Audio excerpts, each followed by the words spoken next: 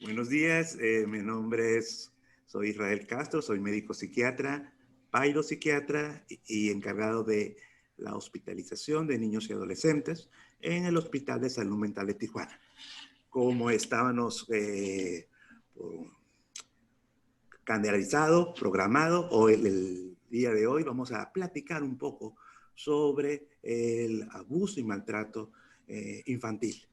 Y la intención es que en los próximos minutos podamos comprender un poco, entender un poco y familiarizarnos con los términos para poder identificar. Algo que siempre converso y siempre digo es que los ojos no pueden reconocer lo que la mente no sabe. Entonces, utilizamos estas vías de comunicación, estas áreas de oportunidad que nos ofrece el Hospital de Salud Mental de Tijuana para establecer esta información y a medida de lo posible enseñar, a transmitir conocimiento para estar alertas, ¿no? A final de cuentas, creo que si algo hemos aprendido en la pandemia es que la salud mental es, es un aspecto importantísimo a nivel no solamente familiar, social, sino también personal.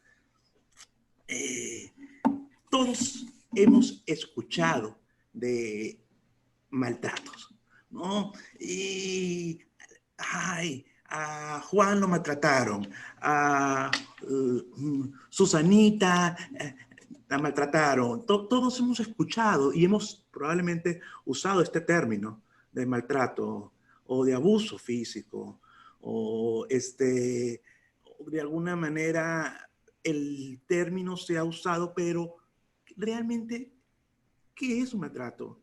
¿Cómo podemos definir esta situación? Y también, a ver, ¿cómo podemos estar alerta?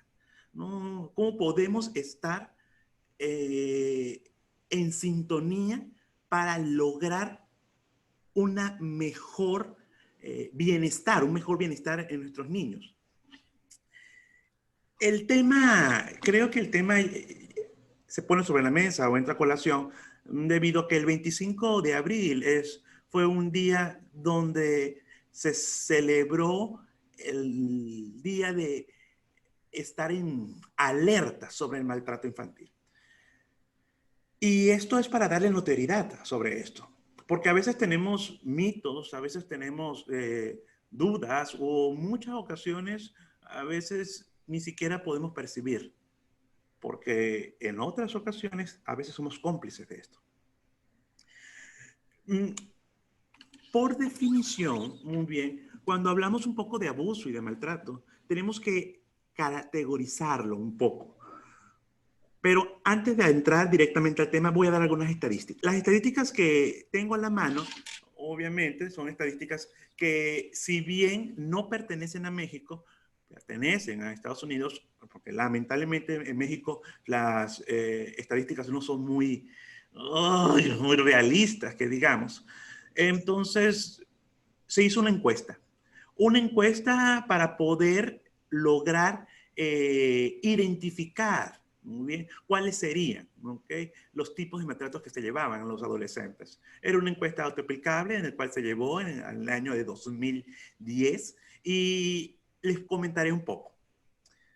Cuando comenzaron a responder, estos fueron los resultados. El 41.5% de los adolescentes que se llevó a cabo en esta encuesta refirieron haber sufrido maltrato de tipo negligencia en la supervisión. El 28.4% refirió haber sufrido agresiones físicas. El 11.8% respondieron que recibieron negligencia física.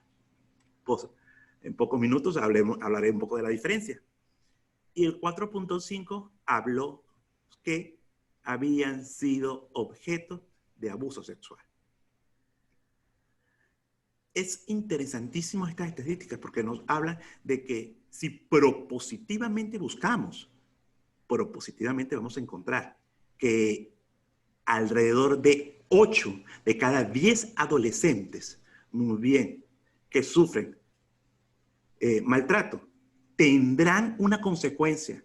Y esta consecuencia se puede identificar como síntomas depresivos, como consumo de alcohol, borracheras frecuentes, consumo de marihuana, consumos de productos inhalados, sobrepeso y conductas violentas, sobre todo peleas y daño a terceros. Tal vez no observemos la negligencia, pero sí podemos observar claramente estas consecuencias. Pensemos en nuestros vecinos, pensemos en sobrinos, en primos, en nuestros hijos. Pensemos, al final de cuentas, en los jóvenes que viven en nuestra colonia. Repetiré: depresión, consumo de alcohol, borracheras, consumo de marihuana, consumo de productos inhalados, conductas violentas y sobrepeso. México está en los primeros lugares de sobrepeso. ¿Será que entonces México tiene normalizado el maltrato? Es una pregunta que podríamos hacernos. ¿Será que realmente no solamente es la mala alimentación, sino que también la mala alimentación es producto de un maltrato? Cuando hablamos de negligencia, muy bien, al hacer este término, hablamos de que existe una falta de provisión de cuidados, de protección al niño. Ojo, no solamente estoy hablando de protecciones físicas, sino que también existe negligencia al no protegerlo de peligros, al no proveer para sus necesidades alimenticias, sus necesidades fisiológicas, sus necesidades educativas o sus necesidades emocionales. Hago hincapié sobre necesidades educativas porque se considera negligencia si los niños o adolescentes no están estudiando. Eso es una negligencia con respecto a la crianza. ¿Saben? También se considera negligencia si no atiendo las necesidades de salud del infante. Se considera negligencia, muy bien, entonces, no solamente cuando no proveo, sino que también cuando no ayudo al bienestar. Entonces, negligencia lo dividimos en tres. Negligencia física, es, al final de cuentas, esas no proveer protección, no proveer las necesidades para que cubran esas necesidades, no proveer de alimentación, no proveer de techo, no proveer de cuidados. Negligencia emocional, muy bien, consideramos este tipo de negligencia cuando exponemos al paciente o al individuo, al niño, sobre no ayudarlos con respecto a un crecimiento emocional apropiado. Al decir crecimiento emocional apropiado, hablo directamente sobre ese apoyo, sobre los cuidados. Un niño en la primera y segunda etapa de la infancia necesita jugar, necesita socializar, necesita ser atendido. Eso hablo cuando no se cubren estas necesidades, hablo de negligencia emocional. Y la tercera, negligencia médica, cuando el niño requiere atención y no se la estoy ofreciendo, no le estoy dando la oportunidad. Como cuidador, muy bien, no estoy buscando este apoyo. No estoy buscando si un niño tiene fiebre, tiene gripe, no estoy buscando que pueda ser solventada esta enfermedad con los cuidados necesarios. Esto es con respecto al término de negligencia. Pero también hay otro término que me gustaría comentarles. El otro término es abuso. Negligencia habla de no ofrecer los cuidados. Abuso habla de directamente actuar, ya sea con malicia o sin una intención, pero actuar al actuar de una manera directa sobre el individuo. Los abusos pueden dividirse también en tres. Abuso físico, es decir, cualquier daño grave que pueda ejercer el adulto, el cuidador al niño. Hablo del abuso emocional, es decir, directamente propiciar que el niño se sienta menos, directamente ser de una manera agresivo verbalmente, directamente dar al niño sarcasmo, ser violento verbalmente, agresivo, con actitudes, no físicamente, pero con actitudes. Y el tercer abuso que nos habla directamente es de abuso sexual. Entonces, recapitulando, importante, hablamos de negligencia y abuso. Negligencia, falta de cuidados, falta de protección, falta de vigilancia, entonces digamos que podría ser de algo pasivo, y abuso, algo activo, atacar física, abuso físico, verbalmente, abuso emocional y abuso sexual. Creo que es importante entonces comentar sobre estos aspectos porque no solamente parece que estamos relacionados solamente con ser la figura activa. Solamente es que si pego, soy un abusador. Sino que también hay, claro que también la ausencia de me hace también ser negligente.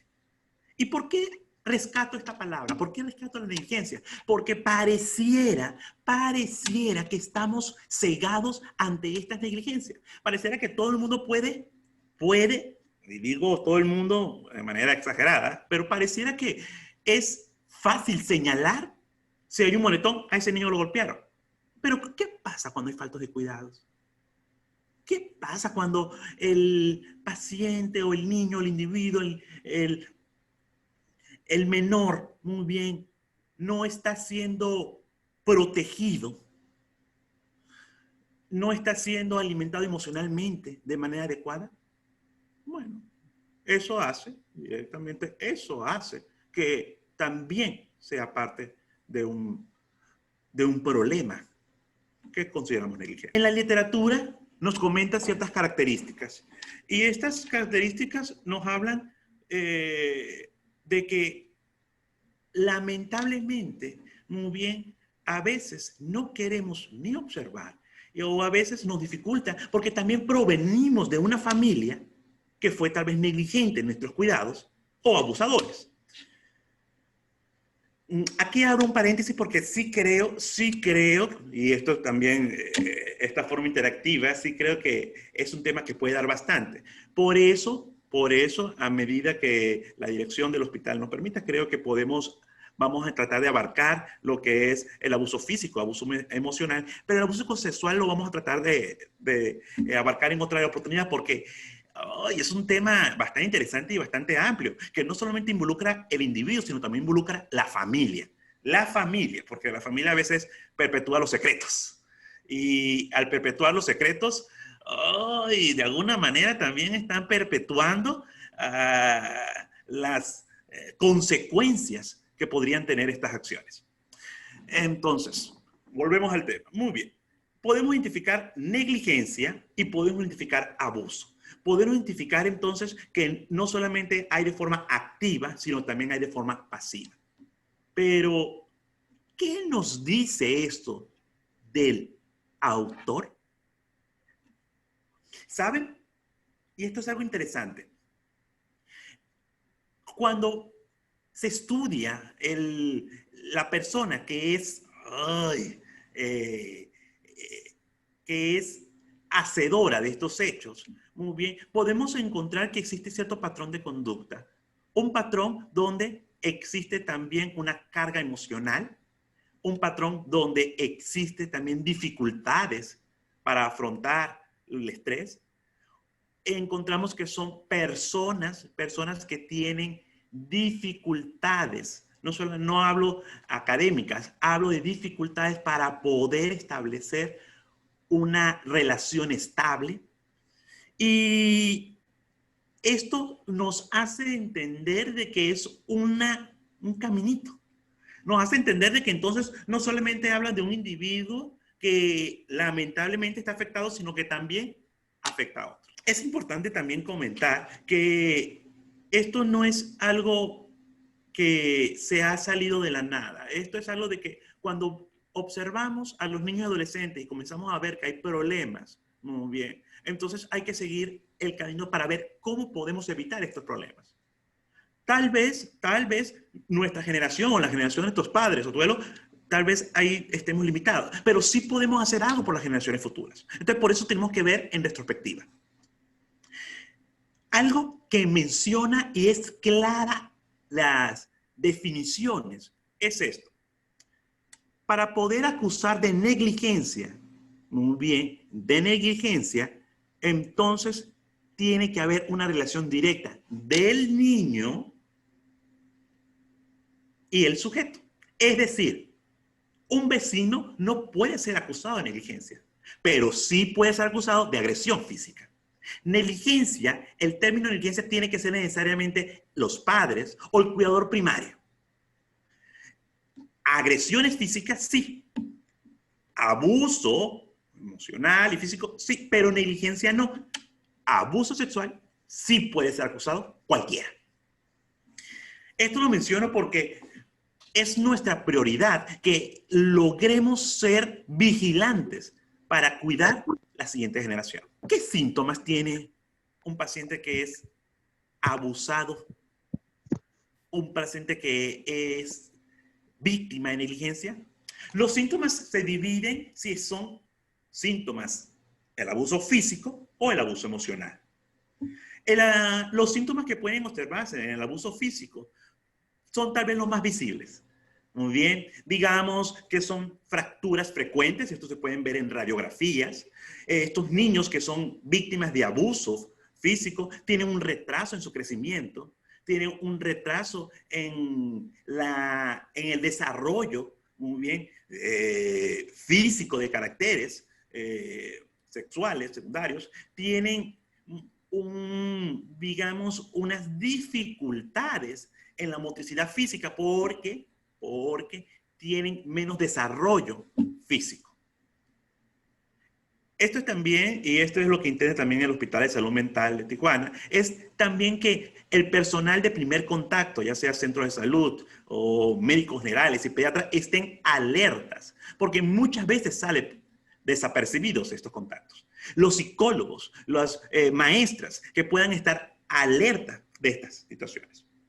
Una de las características ya conductuales de un paciente que fue víctima de abuso físico es que, ¿saben? Podemos ver dos extremos de estos niños. Estos niños, muy bien, tienen una conducta sumamente temerosa. Estos niños tienen una conducta dócil. Estos niños son muy desconfiados. Y están los extremos de que son niños sumamente agresivos, perturbados, explosivos, intolerantes. Tenemos estos dos extremos.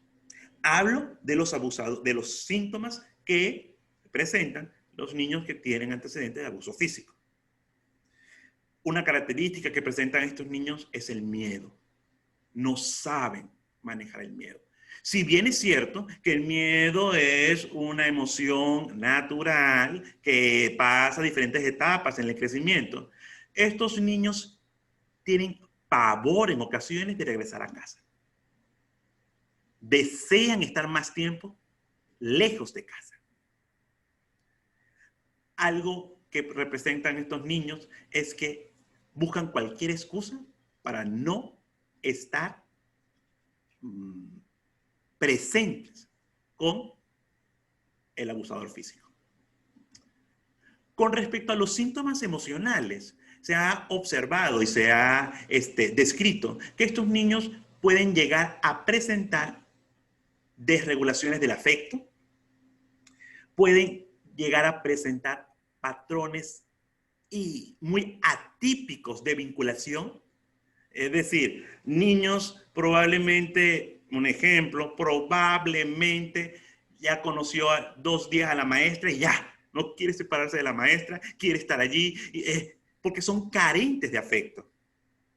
Y se ha observado que estos niños pueden desarrollar trastornos como depresivos, trastornos por déficit de atención e hiperactividad, trastornos como estrés postraumático, trastornos histéricos y trastornos disociativos. Al decir trastornos histéricos no lo hablo con fines patológicos, sino que una conducta caracterizada por dificultades para lograr un afecto adecuado. ¿Saben?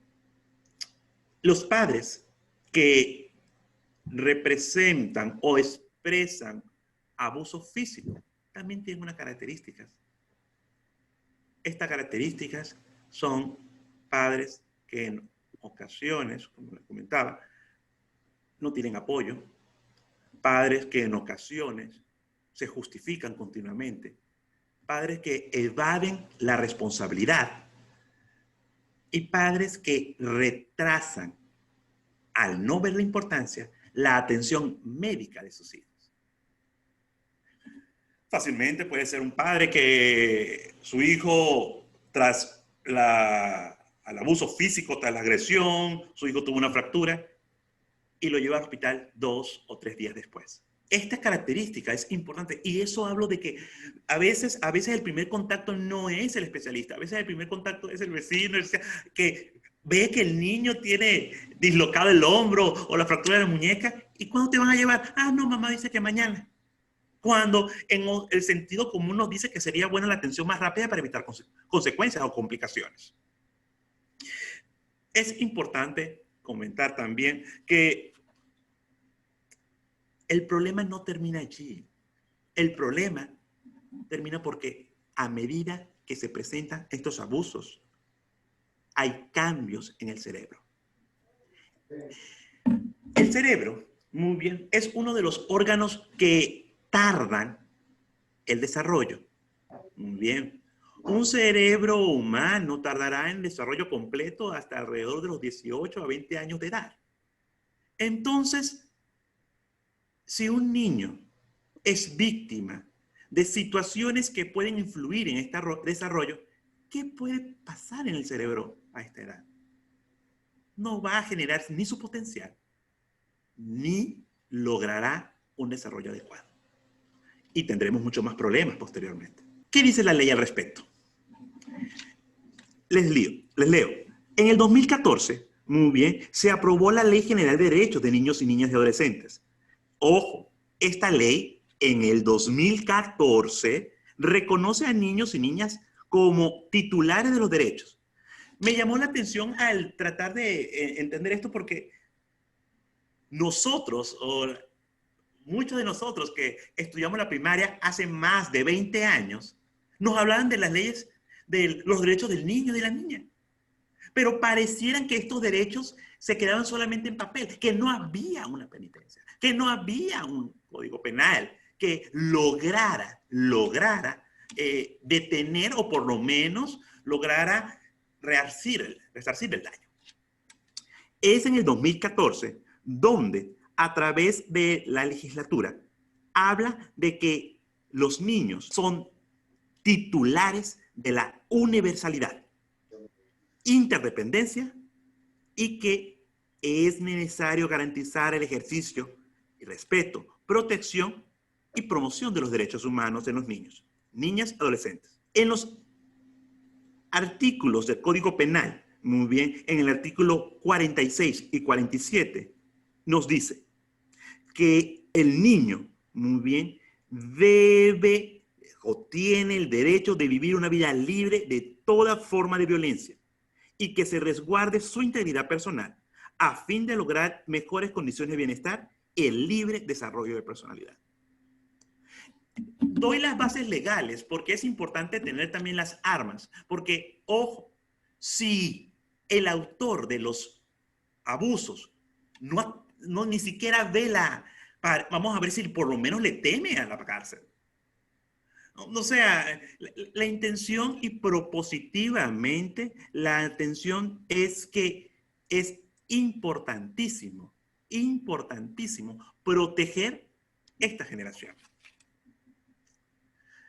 En el artículo 47, muy bien, de la Ley General de los Derechos de Niñas y Niñas, dice: las autoridades federativas y las entidades federativas municipales, al igual que las demarcaciones territoriales del Distrito Federal, están obligadas a tomar las medidas necesarias para prevenir atender y sancionar los casos en que niños y niñas adolescentes se vean afectados por, inciso 1, el descuido, negligencia, abandono o abuso físico, psicológico y sexual.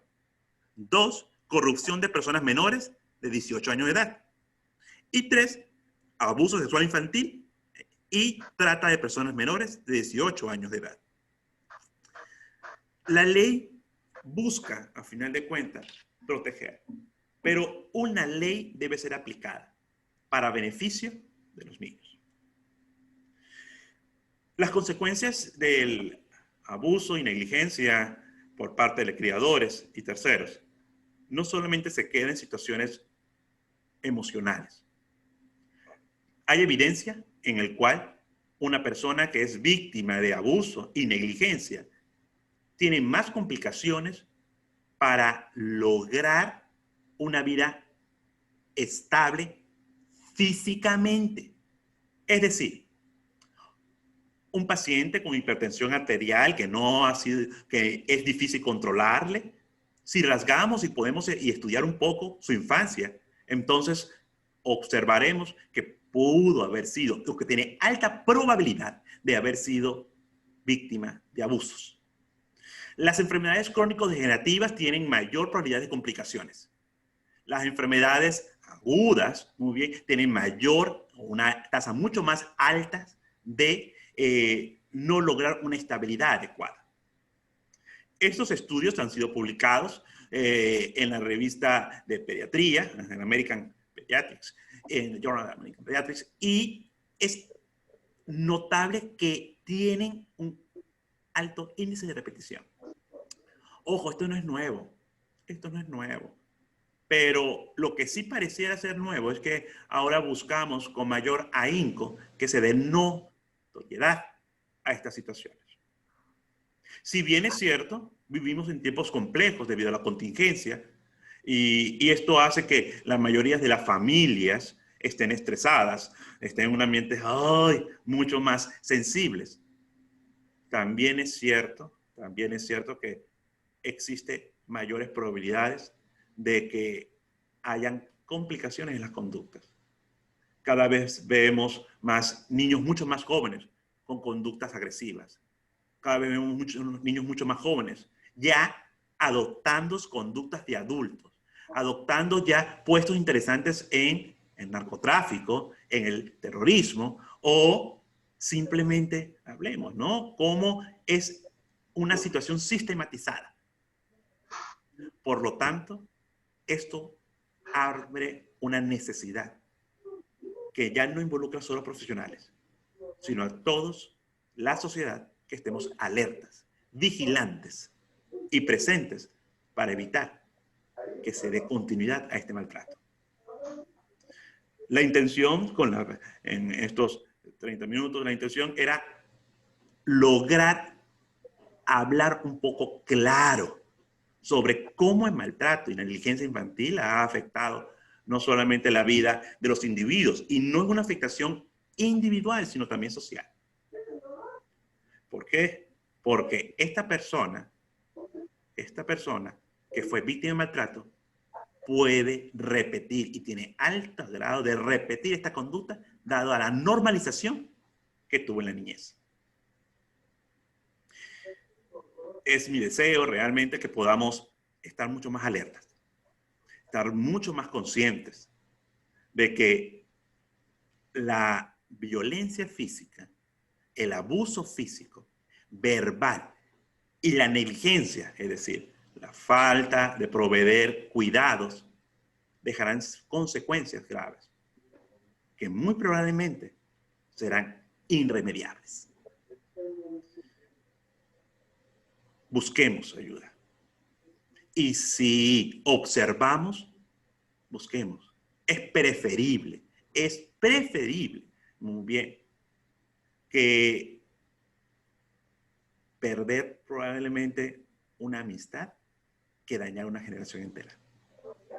Lo digo porque muchas veces no comentamos, porque es mi amigo. O bueno, así le enseñaron. Rompamos estas cadenas de repetición. Y probablemente no lo veamos nosotros, pero las próximas generaciones sí. No sabremos, y la intención es esa, ¿no? La intención es buscar ser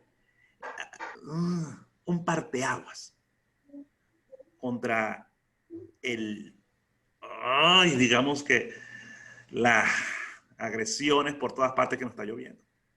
Esto va en aumento, así que tenemos que estar mucho más alerta. Mucho más alerta. Bueno. Es un tema extenso. Yo sé que probablemente en otra oportunidad podemos hablar un poco más de abuso sexual. Intenté no me entero, pero también es parte de esto. Ajá, porque es un tema donde creo que es importante dejarlo aparte porque es un tema mucho más profundo. Realmente espero que se haya podido por lo menos entender o despejar algunas dudas e inquietudes. Muchísimas gracias a cada uno de sus asistencias, gracias por su tiempo. Y algo que me gustaría dejar claro es que como sociedad podemos tener las herramientas. Y el Hospital de Salud Mental de Tijuana, si bien es una institución privada, muy bien, es una asociación civil, donde a medida de lo posible busca ser parteaguas y busca ser un ambiente de protección, no solamente para esta, sino para las siguientes generaciones. Gracias por su atención y que tengan un feliz día.